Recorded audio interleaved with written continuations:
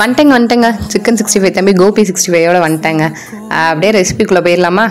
First வந்து நான் ஒரு மீடியம் சைஸ் காலிஃப்ளவர் எடுத்திருக்கேன். நான் இப்படி கட் பண்ணியிருக்கேன், உங்கள் இஷ்டம் எப்படி வேணால் கட் பண்ணிக்கோங்க. அப்புறம் அடுப்பில் வந்து ஹாட் வாட்டர் வச்சுக்கோங்க. அதுக்கு நல்லா கொஞ்சம் சூடு வந்ததுக்கப்புறம் 1/2 ஸ்பூன் மஞ்சத்தூள், 1/2 ஸ்பூன் வந்துட்டு கல்லுப்பு போடுங்கங்க.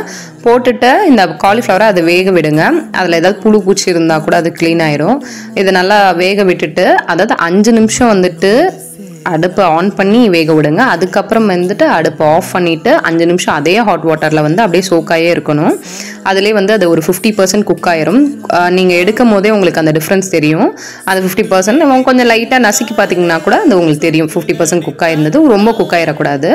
அடுத்து வந்துட்டு ஒரு ஸ்பூன் வந்து ஜிஞ்சர் கார்லிக் பேஸ்ட் போட்டுக்கோங்க. அடுத்து வந்துட்டு கொஞ்சோண்டு சால்ட் சேர்த்துக்கோங்க. ஏன்னா ஆல்ரெடி நம்ம கல்லுப்புல தான் வேக வச்சோம். ஸோ நான் கொஞ்சோண்டு சால்ட் சேர்த்துக்கிறேன். பார்த்துட்டு பின்னாடி சேர்த்துக்கலாம். அப்புறம் மிளகாத்தூள், மல்லித்தூள், கரம் மசாலா ப்ளஸ் வந்து சோம்புத்தூள் போட்டிருக்கேங்க.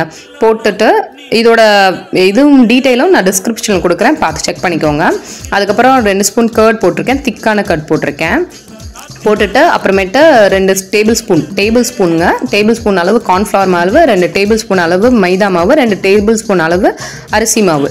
அதுக்கப்புறம் கொஞ்சம் கருவேப்பிலை, ஹாஃப் லெமன் அப்படியே புளிஞ்சு விட்டு அப்படியே இப்படி ஒரு பெரட்டை அப்படியே ஒரு பெரட்டை பெரட்டினாப்பில் நம்ம கையை வச்சு ஒரு அழகாக ஒரு பெரட்டி லைட்டாக தண்ணி தெளித்து தேய்ங்க. ஃபுல்லாக தண்ணி ஊற்றுனீங்கன்னா சொதன்னு ஆயிரும். திருப்பி நீங்கள் மசாலாலாம் ஈக்குவல் பண்ணணும். நான் லைட்டாக ஃபுட் கலர் ஆட் பண்ணியிருக்கேன், ஆப்ஷனல் தான். உங்களுக்கு வேணும்னா ஆட் பண்ணிக்கலாம், இல்லைன்னா அவாய்ட் பண்ணிடுங்க.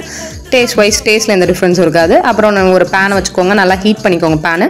ஃபஸ்ட்டு ஒரு காலிஃப்ளவர் போடுங்க, அது வந்து வெடிக்குதா தெரிக்குதான்னு பார்த்துட்டு அப்புறம் அது கொஞ்சம் பபுள்ஸ் வந்தோடனே மிச்சம் இருக்க காலிஃப்ளவரையும் சேர்த்துக்கோங்க. சேர்த்து விட்டு அப்படியே விட்டுருங்க. ஃபஸ்ட்டு எடுத்தோன்னே கரண்டியை போட்டுறாதீங்க. கொஞ்சம் நேரம் அப்படியே அதுவே கிறிஸ்பாகி எண்ணெயில் ஒட்டாமல் வரும்.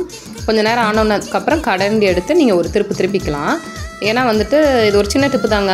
அதை போட்டோன்னே நீங்கள் தொட்டிங்கன்னா அப்படியே எண்ணெயோடு ஒட்டிக்குங்க. இது இப்படி பண்ணிங்கன்னா எண்ணெயில் ஒட்டாமல் நல்லா அதே மாதிரி கிறிஸ்பாக வரும். நீங்கள் அதை கரண்டியில் எடுக்கும் போதே அந்த கிறிஸ்பினஸை நம்ம ஃபீல் பண்ணலாம், நல்லாயிருக்குங்க. இது ஆல்ரெடி குக் ஆகிட்டனால இப்போ 50% தான் குக் ஆனால் சீக்கிரம் குக் ஆகும். இது வந்து கிறிஸ்பினஸ்க்காக தான் நம்ம விட்டுருக்கோம். இந்த பாருங்கள், இந்த மாதிரி மொறுன்னு சூப்பராக வந்துருங்க. உள்ளே நல்லா சாஃப்டாக இருக்கும், வெளியே நல்லா கிறிஸ்பாக இருக்குங்க. வாயில் போட்டோடனே நல்லா ஒரு மாதிரி கரையிற ஃபீல் நமக்கு தெரியும். சூப்பராக இருக்குங்க. கண்டிப்பாக ட்ரை பண்ணுங்கள். இது ஆக்சுவலி மஷ்ரூம் வீடியோட நான் போட்டிருக்க வேண்டியது கொஞ்சம் டிலே, பட் வந்துட்டேன் ரெசிபியோடு வந்துட்டேன். புரட்டாசி முடிகிறதுக்குள்ளே கண்டிப்பாக ட்ரை பண்ணி பாருங்கள். காய் ஹோம் விலாகை சப்ஸ்கிரைப் பண்ணிக்கோங்க.